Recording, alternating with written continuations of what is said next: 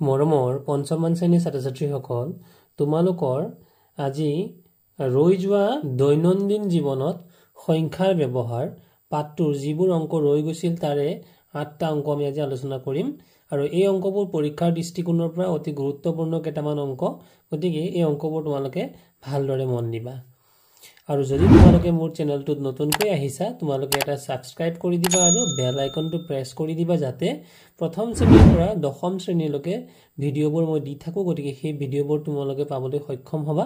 আৰু আজিৰ ভিডিঅ'টো যদি তোমালোকৰ ভাল লাগে, নিশ্চয় এটা লাইক কৰিবা আৰু বন্ধুসকলৰ সহায়াৰ্থে তেওঁলোকক শ্বেয়াৰ কৰিবা। গতিকে আমাৰ প্ৰথমটো অংক তলৰ সমস্যাসমূহ পঢ়া, বুজা আৰু সমাধান কৰা। গতিকে প্ৰথমটো অংক দিয়া আছিল, মৌচুমীৰ মাকে বজাৰৰ পৰা 5 মিটাৰ 25 চেণ্টিমিটাৰ জোখৰ এটুকুৰা কাপোৰ কিনি তাৰ পৰা 3 মিটাৰ 50 চেণ্টিমিটাৰ কাপোৰ ফ্ৰক চিলাওঁতে ব্যৱহাৰ কৰিলে কিমান কাপোৰ বাকী ৰৈ গ'ল। এনেদৰে আৰু অংকবোৰ দিছিল, এজন শ্ৰমিকৰ দৈনিক মজুৰি 350 টকা, তেন্তে তেওঁ 25 দিন কাম কৰিলে মুঠ কিমান টকা পাব। 3 নম্বৰ অংকটো আছিল, এখন বিমানে 4 ঘণ্টাত 2860 কিলোমিটাৰ দূৰত্ব অতিক্ৰম কৰিলে 1 ঘণ্টাত অতিক্ৰম কৰা দূৰত্ব নিৰ্ণয় কৰিব লাগে। 4 নম্বৰ অংকটো আছিল, এজন মানুহে বজাৰ কৰোঁতে 2খন 200 টকীয়া নোট, এখন 2000 টকীয়া নোট, 3খন 50 টকীয়া নোট, 4খন 20 টকীয়া নোট আৰু 5 টকাৰ মুদ্ৰা দিব লগা হ'ল। মানুহজনে মুঠতে কিমান টকাৰ বজাৰ কৰিলে। 5 নম্বৰ অংকটো আছিল, এটা টিনত 10 কিলোগ্ৰাম চেনি আছে, তাৰে 7 কিলোগ্ৰাম 500 গ্ৰাম চেনি বিক্ৰী কৰিলে কিমান চেনি থাকিব। 6 নম্বৰ অংকটো আছিল, ৰঙিয়াৰ পৰা ধুবুৰীলৈ মুঠ পথৰ দূৰত্ব 240 কিলোমিটাৰ, এজন মানুহে 5 কিলোমিটাৰ চাইকেলেৰে, 115 কিলোমিটাৰ ৰেলগাড়ীৰে আৰু বাকী অংশ বাছেৰে গ'ল। মানুহজনে কিমান দূৰত্ব বাছেৰে গ'ল। 7 নম্বৰ অংকটো আছিল, এটা গেলনত 12 লিটাৰ পানী ধৰে, তেনেকুৱা 24টা গেলনত কিমান লিটাৰ পানী ধৰিব। আৰু 8 নম্বৰ অংকটো শেষত, এটা মিঠাতেল টিনত 18 লিটাৰ ধৰে, 180 লিটাৰ মিঠাতেল ভৰাবলৈ হলে কিমানটা তেনেকুৱা টিন লাগিব। গতিকে আমাৰ প্ৰথমটো অংক আছিল যে মৌচুমীৰ মাকে বজাৰৰ পৰা 5 মিটাৰ 25 চেণ্টিমিটাৰ জোখৰ এটুকুৰা কাপোৰ কিনি তাৰ পৰা 3 মিটাৰ 50 চেণ্টিমিটাৰ কাপোৰ ফ্ৰক চিলাওঁতে ব্যৱহাৰ কৰিলে। গতিকে কাপোৰ কিমান কিনিছিলে? 5 মিটাৰ 25 চেণ্টিমিটাৰ। আৰু ফ্ৰক চিলাবলৈ কিমান ব্যৱহাৰ কৰিলে? 3 মিটাৰ আৰু 50 চেণ্টিমিটাৰ। গতিকে এইবাৰ আহাচোন আমি অংকটো লৈ চাওঁ যে বজাৰৰ পৰা কাপোৰ কিনি আনিলে বা কাপোৰ আনিলে, কিমান আনিছিল? মানে মৌচুমীৰ মাকে কাপোৰ আনিছিল 5 মিটাৰ 25 চেণ্টিমিটাৰ। আমি এনেকৈয়ে লিখিলো যে বজাৰৰ পৰা কাপোৰ আনিলে 5 মিটাৰ 25 চেণ্টিমিটাৰ। ফ্ৰক চিলাওঁতে ব্যৱহাৰ কৰিলে, ফ্ৰক চিলাওঁতে কিমান ব্যৱহাৰ কৰিলে? 3 মিটাৰ 50 চেণ্টিমিটাৰ। অৰ্থাৎ ব্যৱহাৰ কৰা মানে সেই কাপোৰখিনি খৰচ হোৱা, আৰু খৰচ হোৱাৰ পাছত আমাৰ প্ৰশ্নটো হৈছে কিমান বাকী ৰৈ গ'ল। আমাৰ এই প্ৰশ্নটোলৈ মন কৰিবা, বাকী ৰৈ গ'ল অৰ্থাৎ বাকী ৰৈ যোৱা কথা যেতিয়া আমাক সোধে, আমি সেই তেনেকুৱা এটা অংক সদায় বিয়োগ কৰিব লাগে, মনত ৰাখিবা। গতিকে আমি লিখিছো ইয়াৰ পিছতে কাপোৰ বাকী ৰ'ল, অৰ্থাৎ আমি এইটো কি কৰিছো? এই অংকটোত আমি বিয়োগ কৰিছো। তো বিয়োগ কৰিলে কি হ'ব? প্ৰথমতে আমি এইফালে সোঁফালৰ পৰা বিয়োগ কৰি যাম। 5ৰ পৰা 0 গ'ল 5 আৰু 2ৰ পৰা 5 নাযাব। গতিকে কি কৰিব লাগিব? ইয়াৰ পৰা এটা 1 ইয়ালৈ বা এটা 1 ইয়াৰ পৰা 1 এটা আমি ইয়ালৈকে ধাৰ কৰি লৈ আহিব লাগিব। যদি ইয়ালৈ ধাৰলৈ আনো তেতিয়াহ'লে ইয়াত কিমান আছিল? 2 আৰু 1টো অনাৰ লগে লগে কাষতে ইয়াতে কি হৈ যাব? ইয়াতে 1 এটা মনতে আমি ধৰি ল'ব লাগিব। গতিকে 1 আৰু 2 অৰ্থাৎ 1 10 2, 1 10 2 কিমান হৈ যাব? 12। এতিয়া 12ৰ পৰা যদি আমি 5টা বিয়োগ দিওঁ, 12টা চকলেটৰ পৰা 5টা যদি খাই দিওঁ, কেইটা থাকিব? 7টা চকলেট। অৰ্থাৎ আমি বিয়োগ কৰি কিমান পালো? 7। আৰু এই যে 5 মিটাৰ আছিল, 5 মিটাৰৰ পৰা আমি ইয়াৰ পৰা আগতীয়াকে ধাৰ কৰি লৈ গুচি গৈছিলো। গতিকে ইয়াত কিমান ৰৈ গ'ল? 4 ৰৈ গ'ল, অৰ্থাৎ 4 মিটাৰ। গতিকে 4ৰ পৰা যদি 3 বিয়োগ কৰো, কিমান থাকি গ'ল? 1। অৰ্থাৎ কাপোৰ আমাৰ কিমান বাকী ৰৈ গ'ল? 1 মিটাৰ 75 চেণ্টিমিটাৰ। এয়া হৈছে আমাৰ অংকটো। দ্বিতীয়টো অংকটো আছিলে, এজন শ্ৰমিকৰ দৈনিক মজুৰি 350 টকা। দৈনিক মজুৰি। এতিয়া বহু ছাত্ৰ ছাত্ৰীয়ে মজুৰি শব্দটোৰ অৰ্থ বুজি নাপায়। আমি মজুৰিৰ অৰ্থ যদি আমি হাজিৰা বুলি কওঁ তেতিয়াহ'লে বুজিবলৈ সহজ, আৰু দৈনিক নকৈ পেলাই যদি আমি ডেইলি, সদায় সেই শব্দটো প্ৰয়োগ কৰোঁ, বুজিবলৈ সহজ হ'ব। আৰু শ্ৰমিক মানে আমি শ্ৰমিক বুলি ক'লেও বহু সময় আমি অসুবিধা পাওঁ, কিন্তু লেবাৰ বুলি ক'লে আমাৰ বুজিবলৈ আৰু সুবিধা হয়। গতিকে এজন শ্ৰমিকৰ অৰ্থাৎ এজন লেবাৰৰ দৈনিক মানে ডেইলিৰ, প্ৰতিদিনৰ, দৈনিক মানে হৈছে প্ৰতিদিনৰ, মজুৰি মানে হৈছে হাজিৰা, কিমান বুলি কৈছে? 350 টকা। দৈনিক মানে কিমান? প্ৰতিদিনৰ। আৰু প্ৰতিদিনৰ মানে কি? এদিনৰ। গতিকে এদিনৰ হাজিৰা কিমান 350 টকা তেওঁ 25 দিন কাম কৰিলে কিমান টকা পাব গতিকে দৈনিক অৰ্থাৎ এদিনৰ ইয়াতে দৈনিক শব্দটো লিখিছো লিখি পেলাই লিখিছো কি অৰ্থাৎ এদিনৰ মজুৰি কিমান 350 টকা এতেকে 25 দিনৰ মজুৰি কিমান হ'ব এতিয়া 25 দিনৰ মজুৰি বেছি হ'ব নে কম হ'ব এদিনৰ মজুৰি কিমান বুলি কৈছে এদিনৰ মজুৰি হৈছে 350 টকা গতিকে 25 দিনৰ মজুৰি আমাৰ বেছি হ'ব আৰু বেছি হলে সদায় মনত ৰাখিবা যদি আমাৰ বেছি হলে আমি কি কৰিব লাগে পূৰণ কি কলো বেছি হলে পূৰণ গতিকে ইয়াতে আমি কি লিখিলো এদিনৰ মজুৰি হ'ল 350 আৰু 25 দিনৰ মজুৰি আমাক উলিয়াবলৈ দিছে গতিকে 25 দিনৰ মজুৰি বেছি হ'ব গতিকে 350 ৰ লগত আমি 25 কি কৰিব লাগিব পূৰণ কৰিব লাগিব গতিকে আমি 25 ৰে ইয়াক পূৰণ কৰিব পাৰো আৰু যদি তোমালোকে পূৰণ কৰিবলৈ অসুবিধা পোৱা গতিকে 350 এনেকে পাতি লৈ ইয়াক 25 ৰে আমি পূৰণ কৰিব লাগিব গতিকে আমি দুই হৰীয়া পূৰণ যদি কৰো 5 শূন্য গুণে 0 5 5 গুণে 25 ৰ 5 উকলিল 2 5 3 গুণ 15 আৰু 2 হৈ যাব 17 এতিয়া আমি ইয়াৰ পিছত আকৌ 2 ৰে আমি পূৰণ দিব লাগিব গতিকে প্ৰথম 2 ৰে পূৰণ দিবলৈ যাওতে আমি প্ৰথম লিখা সংখ্যাটোৰ তলত এটা যোগ চিন দিম অৰ্থাৎ আমি ইয়াৰ পৰাই আৰম্ভ নকৰো 2 শূন্য গুণে 0 2 5 গুণে 10 ৰ 0 উকলিল 1 আৰু 2 3 গুণ 6 1 7 এয়া হ'ল আমাৰ এতিয়া আমি যদি যোগফল উলিয়াও গতিকে কিমান হ'ব 0 5 আৰু 0 যোগ কৰিলে 5 7 আৰু 0 যোগ কৰিলে 7 আৰু 1 7 8 অৰ্থাৎ 8 7 5 0 অৰ্থাৎ একক দহক শতক হাজাৰ মানে 8750 টকা এয়া হৈ গল আমাৰ 25 দিনৰ মজুৰি অৰ্থাৎ শ্ৰমিকজনে 25 দিন কাম কৰাৰ অন্তত শেষত কিমান টকা পাব 8750 টকা এয়া 3 নম্বৰ প্ৰশ্নটো আছিল এখন বিমানে 4 ঘণ্টা 2068 কিলোমিটাৰ দূৰত্ব কিমান বুলি কৰে 4 ঘণ্টাত কিমান 2068 2000 বুলি কেনে গম পালো একক দহক শতক হাজাৰ অৰ্থাৎ 2000 আৰু 6 দহত 68 2068 কিলোমিটাৰ দূৰত্ব অতিক্ৰম কৰিলে 1 ঘণ্টাত অতিক্ৰম কৰা দূৰত্ব আমাক নিৰ্ণয় কৰিবলৈ দিছে আমাক কি দিয়া আছে 4 ঘণ্টাৰ হিসাবটো আমাক দিয়া হৈ আছে আমাক উলিয়াব লাগে 1 ঘণ্টাৰ হিসাব গতিকে 4 ঘণ্টাত বিমানখন যায় কিমান 2068 কিলোমিটাৰ এতিয়া আমি উলিয়াব লাগে 1 ঘণ্টাত গতিকে 4 ঘণ্টাত যদি কোনো এখন বিমানে হওক কোনো এখন গাড়ী হওক যিমান যাব 1 ঘণ্টাত নিশ্চয় কম যাব 4 ঘণ্টাত যিমান যাব 1 ঘণ্টা তাতকৈ কমিব আৰু কম হলে যেনেদৰে বেছি হলে মই কি লিখিছিলো বেছি হলে আমি কি কৰিব লাগে সদায় পূৰণ আৰু কমি গলে কম হলে সদায় কৰিব লাগে আমি হৰণ গতিকে আমি হৰণ কৰিব কৰাৰ বেলিকা সমান চিনৰ সোঁহাতে যোনটো থাকে সেইটো আমি ঠিক সমান চিনৰ সোঁহাতে লিখি থওঁ আৰু সমান চিন এই যে সমান চিনডাল আছে তাৰ বাওঁফালে থকা সংখ্যাটো যে মানে 4 আছিল এই 4টো কিন্তু ইফালে আহি যাব হৰণ হিচাপত গতিকে হৰণ লিখি পেলাই আমি কি লিখিলো 4 তোমালোকক যদি খুদু হৰণ কিয় দিলো কাৰণ 4 ঘণ্টাত যিমান যাব 1 ঘণ্টা তাতকৈ কম যাব আৰু কম যাবলৈ হলে কমৰ ক্ষেত্ৰত আমি কি কৰিব লাগে হৰণ আৰু হৰণক কি দৰে লিখিব পাৰি যদি আমি লিখো সোয়া কাখতে লিখিছো যে a হৰণ b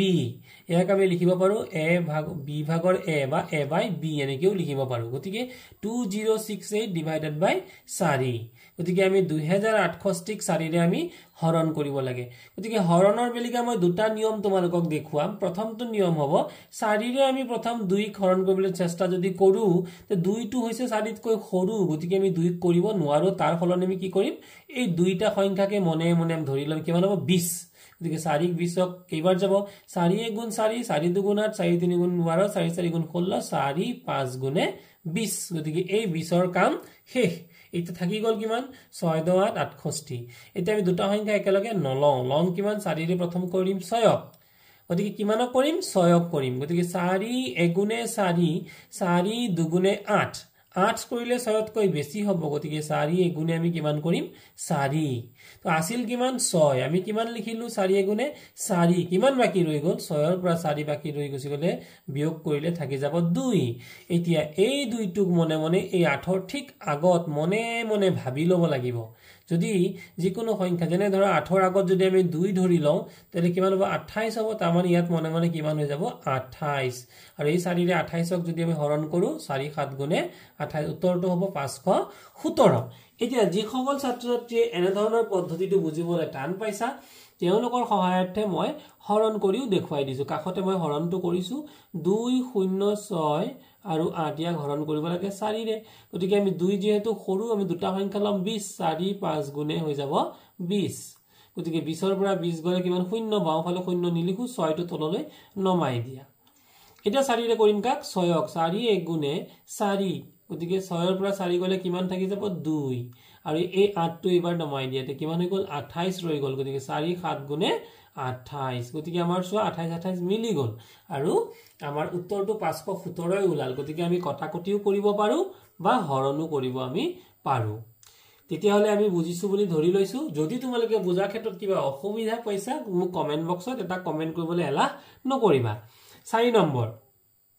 এজন মানুহে বজাৰ কৰোতে দুখন বুলি কৈছে দুখন 200 টকীয়া নোট এখন 2000 টকীয়া নোট তিনিখন 50 টকীয়া নোট চাৰিখন 20 টকীয়া নোট আৰু এটা 5 টকাৰ মুদ্ৰা দিব লগা হল মানুহজনে মুঠতে কিমান টকাৰ বজাৰ কৰিলে গতিকে এই অংকটো আমি ইয়াতে জাগাৰ অসুবিধাৰ বাবে মই পিছৰ পাঠটোতে কৰিছো গতিকে আহাচোন আমি কৰো তো আমাৰ কি আছিল যে 200 টকীয়া নোট কেইখন আছিল দুখন গতিকে 2 পূৰণ 200 গতিকে 200 ৰ লগত যদি আমি 2 পূৰণ কৰো 200 টকীয়া নোট যেহেতু দুখন 200 দুগুণ কিমান হৈ যাব 400 টকা হিচাপত লিখিবৰ বাবে আমি দশমিকৰ প্ৰয়োগ কৰিছো দশমিক 00 অৰ্থাৎ টকা লিখিবৰ বাবে দশমিক 00 দিব লাগে 2000 টকীয়া নোট এখন গতিকে 1 পূৰণ 2000 গতিকে এখন বুলি কৈছে গতিকে আমি একেৰে পূৰণ কৰিছো কাক 2000 গতিকে 2000 টকা বুজাবৰ কাৰণে আমি দশমিক 00 ব্যৱহাৰ কৰিলো 50 টকীয়া নোট তিনিখন গতিকে 3 পূৰণ 50 গতিকে 3 ৰে যদি 50ক পূৰণ কৰো 3 0 গুণে 0 3 5 গুণে 15 গতিকে আমাৰ কিমান ওলাই গল 150 টকা গতিকে টকা বুজাবলৈ দশমিক 00 আমি লিখিলো 20 টকীয়া নোট কেইখন বুলি কৈছিলে 4খন গতিকে 4 পূৰণ 20 গতিকে 4 0 গুণে 0 আৰু 4 দুগুণে 8 কিমান টকা হল 80 টকা আৰু 5 টকীয়া মুদ্ৰা কেইখন এটা গতিকে 1 পূৰণ 5 মানে কিমান হল 5 টকা এয়া হল আমাৰ টকাৰ হিচাপ এতিয়া এই টকাবোৰ আমি কি কৰিব লাগিব যোগ কৰি দিব লাগিব যেহেতু দশমিকৰ পিছত 00 বোৰ আমি টকা বুজাবৰ কাৰণেই ব্যৱহাৰ কৰিছিলো গতিকে দশমিকৰ পিছত 00 টো আমি আগতীয়াকৈ লিখি ললো এইবাৰ যোগ কৰিম গতিকে 5 ৰ লগত যোগ কৰিবৰ কাৰণে শাৰীটোলৈ মন কৰা একেদৰে কোনো শূন্যৰ বাহিৰে আৰু বেলেগ সংখ্যা নাই গতিকে 5 আহি যাব তাৰ পিছৰ ঘৰটো অৰ্থাৎ আমাৰ এইটো প্ৰথমৰ ঘৰটো হল এককৰ ঘৰ এইবাৰ দশকৰ ঘৰবোৰ যোগ কৰা গতিকে দশকৰ ঘৰবোৰত 5 আছে আৰু 8 আছে 5 8 13 3 উকুলিব কিমান 1 হয়নে বাৰু তাৰ পিছত শতকৰ ঘৰবোৰ আমি যোগ কৰিম গতিকে উকলা 1 টোৱে আৰু এই 4 এ কিমান হৈ যাব 5 আৰু 1 এ কিমান হৈ গল 6 আৰু শেষত থাকি গল কিমান এইফালৰ থাকি গল আমাৰ 2 গতিকে এই সংখ্যাটো হৈ যাব 2 গতিকে আমাৰ কিমান হৈ গল 2635 টকা গতিকে এইটোৱে হ'ব আমাৰ উত্তৰ অৰ্থাৎ মানুহজনে মুঠ বজাৰ কৰিলে 2635 টকাৰ বুজি পাইছা যদি তোমালোকে বুজি পাইছা তোমালোকে নিশ্চয় এটা লাইক কৰিবা 5 নম্বৰটোত এটা টিনত 10 কিলোগ্ৰাম চেনি আছে কিহত আছে বুলি কৈছে টিঙত এটা টিঙত বা এখন টিঙত বা এটা টিঙত 10 কিলোগ্ৰাম চেনি আছে বুলি কৈছে এটো 10 কিলোগ্ৰাম মানে 10 কেজি তাৰে 7 কিলোগ্ৰাম 500 গ্ৰাম চেনি বিক্ৰী কৰিছে মুঠতে 10 কিলোগ্ৰাম আছিল তাৰে 7 কেজি আৰু 500 গ্ৰাম বিক্ৰী কৰিলে গতিকে টিনটোত আমি কি লিখিছো টিনটোত চেনি আছিল কিমান আছিল 10 কিলোগ্ৰাম গতিকে 10 কিলোগ্ৰামটোক আমি 10 বুলিয়ে লিখিব পাৰিলো হেতেন কিন্তু যেহেতু কিলোগ্ৰামৰ লগত আমি পিছৰ মানটোত কি দিছে সোৱা 7 কিলোগ্ৰামৰ লগত 500 গ্ৰাম দিছে গতিকে গ্ৰাম বুজাবৰ কাৰণে প্ৰথমৰ পদটোত কিন্তু কিলোগ্ৰাম হে আছে গ্ৰাম নাই গতিকে আমি দশমিক দি পেলাই তিনটা শূন্য লিখি পেলাই এটো গ্ৰাম বুজাবৰ কাৰণে লিখিলো যেহেতু কোনো গ্ৰাম ইয়াত নাই গতিকে 000 আমি লিখিলো এবাৰ পিছত সোৱা চেনি বিক্ৰী কৰিলে গতিকে চেনি বিক্ৰী কৰিলে কিমান চেনি বিক্ৰী কৰিলে 7 কেজি আৰু 500 কিলোগ্ৰাম গতিকে 7 কেজিটোক আমি দশমিকৰ আগত লিখিলো আৰু 500 গ্ৰামটো দশমিকৰ পিছত লিখিলো ইয়াতে কি দিছে তিনটোত চেনি আছিল ইমান চেনি বিক্ৰী কৰিলে অৰ্থাৎ বাকি কিমান ৰল আৰু বাকি যেতিয়া আমাক কোৱা হয় যে বাকি ৰ'ল বাকি ৰোৱা অংকত কিন্তু আমি সদায় কি কৰিব লাগে বিয়োগ কৰিব লাগিব যোগ নহয় গতিকে আমি কৰিব লাগিব কি বিয়োগ গতিকে 0 ৰ পৰা 0 গ'ল 0 0 ৰ পৰা 0 গ'ল 0 আমি ইয়াতে 0 ৰ পৰা 5 না যায় গতিকে এই 10 টোৰ পৰা এটা 1 আমি ইয়ালৈ ধাৰলৈ লৈ আহিম 1 10 এটা ধাৰলৈ আনিম ইয়াত কিমান হৈ যাব 1 10 অৰ্থাৎ 10 10 ৰ পৰা 5 গলে 5 থাকিব 10টা চকলেটৰ পৰা 5টা খাই দিলে 5টা থাকিব ইয়াত যে 10 আছিল 10ৰ পৰা আমি 1 10 এটা লৈ গুছি গৈছিলো গতিকে ইয়াত কিমান থাকি গলে এতিয়া 9 আৰু 9ৰ পৰা 7 গলে কিমান থাকিব 2 গতিকে শ্ৰেণী বাকি থাকিল কিমান থাকিল দশমিকৰ আগৰটো কি কিলোগ্ৰাম আৰু দশমিকৰ পিছৰটো গ্ৰাম গতিকে 2 কিলোগ্ৰাম 500 গ্ৰাম 6 নম্বৰ অংকটোত আছিল ৰঙিয়াৰ পৰা ধুবুৰীলৈ মুঠ পথৰ দূৰত্ব 240 কিলোমিটাৰ কিমান বুলি কৈছে দুখন ঠাই কি ঠাই দুখন এখন হৈছে ৰঙিয়া আৰু এখন ঠাই হৈছে ধুবুৰী দুটা বেলেগ বেলেগ জিলা গতিকে অসমৰ দুখন বেলেগ বেলেগ জিলা আৰু ঠাই দুখনৰ মাজৰ দূৰত্ব কিমান 240 কিলোমিটাৰ এজন মানুহে 5 কিলোমিটাৰ সাইকেলেৰে গতিকে চোৱাচোন মানুহজনে 5 কিলোমিটাৰ কি হৈ সাইকেলেৰে গৈছে 115 কিলোমিটাৰ ৰেলগাড়ীৰে আৰু বাকি অংশ ৰৈ যোৱা অংশ কি হেৰে গ'ল বাছেৰে গ'ল গতিকে মানুহজনে কিমান দূৰত্ব বাছে গ'লে অংকটো আমি উলিয়াব লাগে গতিকে আমি প্ৰথম লিখিলো এজন মানুহে সাইকেলেৰে গ'ল কিমান গ'ল 5 কিলোমিটাৰ আৰু ৰেলগাড়ীৰে গ'ল কিমান 115 কিলোমিটাৰ গতিকে লিখোতে আমি মন কৰিবা এই যে ইয়াত একক গতিকে এই এককৰ লগত এককটো মিলাই লিখিছো বাকিখিনি আমি আগলে লিখিছো ঠিক আছে এইবাৰ আমি যোগ কৰো গতিকে পাছে পাছে 10ৰ 0 উকলিল 1 উকলা 1 1 2 আৰু এই 1 অৰ্থাৎ সাইকেল আৰু ৰেলগাড়ীৰে কিমান গ'ল 120 কিলোমিটাৰ গ'ল তো মুঠ দূৰত্ব কিমান আছিল 240 আছিল সাইকেল আৰু ৰেলগাড়ী মিলাই পেলাই কিমান গুছি গ'ল 120 গতিকে ৰঙিয়াৰ পৰা ধুবুৰীলৈ মুঠ দূৰত্ব আছিল কিমান 240 কিলোমিটাৰ এতিয়া বাছেৰে অৰ্থাৎ বাকি অংশ গ'ল 240 আছিল সাইকেল আৰু ৰেলগাড়ী মিলাই 120 গ'ল হে 120 টো যদি আমি বাদ দি দিও অৰ্থাৎ বিয়োগ কৰি দিও তেতিয়া হলে বাকি অংশ বাকি পথনো কি হে বা কিমান বাছেৰে কিমান অংশ গ'ল বা কিমান পথ গ'ল আমি উলিয়াব পাৰিম গতিকে 0 ৰ পৰা 0 গ'লে 0 4 ৰ পৰা 2 গ'লে 2 আৰু 2 ৰ পৰা 1 গ'লে 1 অৰ্থাৎ 120 কিলোমিটাৰ গতিকে বাছেৰে কিমান গ'ল 120 কিলোমিটাৰ এয়া হৈছে আমাৰ 6 নম্বৰ 7 নম্বৰ অংকটো আছিল এটা গেলনত 12 লিটাৰ পানী ধৰে কিমান ধৰে বুলি কৈছে এটা গেলন আছে তাত কিমান পানী ধৰে 12 লিটাৰ তেনেকুৱা 24টা গেলনত কিমান পানী ধৰিব গতিকে আমাৰ অংকটো লিখিছো যে এটা গেলনত পানী ধৰে কিমান সিম্পল কে লিখিলো 12 লিটাৰ 24টা গেলনত পানী ধৰে গতিকে 24টা গেলনত পানী বেছি ধৰিব নে কম ধৰিব যদি এটা গেলনত 12 লিটাৰ ধৰিছে 24টাত কি ধৰিব বেছি ধৰিব আৰু বেছি হলে হদাই কি কৰিব লাগে পূৰণ গতিকে আমি কি কৰিম এই যে 12 12 লিখিলো সমান চিহ্নৰ সোঁফালে থাকাত আমি একে ঠাইতে লিখিলো কিন্তু সমান চিহ্নৰ বাওঁফালে থাকাত আনি পেলাই আমি কি কৰি দিলো পূৰণ কৰি দিলো 12 পূৰণ 24 গতিকে আমি 12 ভাগ নেউতা যদি জানো গতিকে 12 4 গুণ 48 ৰ 8 হাতত থাকিল কিমান উকলিল 4 আৰু 12 দুগুণ 24 আৰু উকলা 4 কিমান হৈ যাব 24 আৰু 4 25 26 27 28 অৰ্থাৎ 288 লিটাৰ 24টা গেলনত কিমান ধৰিব 288 লিটাৰ হৈ গল এবাৰ শেষৰ অংকটো আছিল 8 নম্বৰ অংকটো যে এটা মিঠাতেল টিনত কিমান লিটাৰ ধৰে বুলি কৈছে 18 লিটাৰ গতিকে 180 লিটাৰ মিঠাতেল ভৰাবলৈ হলে কিমানটা তেনেকুৱা টিন লাগিব গতিকে এই অংকটোত আমি এটা কথা মন কৰিব লাগিব যেটো তোমালোকক মই নোট বুলি ইয়াত লিখি দিছো যে যেটো সুধা হয় অৰ্থাৎ যেটো উলিয়াবলৈ দিয়ে হেতু সদায় আমি সমান চিনৰ সোঁফালে ৰাখিব লাগে গতিকে আমাক চোৱাচোন এই অংকটোত আমি কি উলিয়াব দিছে তেনেকুৱা কিমানটা টিন লাগিব অৰ্থাৎ টিনৰ সংখ্যা উলিয়াব দিছে গতিকে চোৱা এই সমান চিন দি পেলাই এটা টিনত আমি এই যে টিনটো আমি কোনফালে লিখিছো সোঁফালে গতিকে আমি লিখিছো চোৱা যে আমি লিখিব পাৰিলো হয় এটা টিনত ধৰে সমান 18 লিটাৰ 18 লিটাৰটো আমি সোঁফালে ৰাখিব পাৰিলো হেতেন কিন্তু আমি ৰাখা নাই কিয় কাৰণ হল যে আমাক খুদিছে কিমানটা টিন অৰ্থাৎ টিনৰ সংখ্যা উলিয়াব দিছে গতিকে আমি লিখিছো 18 লিটাৰ ধৰে সমান এটা টিনত এতেকে আমি উলিয়াই লব লাগিব 1 লিটাৰ নো কেইটা টিন লাগিব গতিকে 1 লিটাৰ ধৰে তো মই কৈছোৱে কম হলে কি হলে সদায় হৰণ আৰু বেছি হলে সদায় পূৰণ গতিকে 18 লিটাৰ যেহেতু এটা টিনত ধৰে 1 লিটাৰ ধৰিব তাতকৈ টিনৰ সংখ্যা কম লাগিব আৰু কম লাগিলে কি কৰিব লাগে সমান চিনৰ সোঁ হাতে থকাটো সদায় ওপৰত আৰু সমান চিনৰ বাওঁ হাতে থকাটো সদায় তলত মানে আমি হৰণ কৰিলো 1/18 বা 18 ভাগৰ 1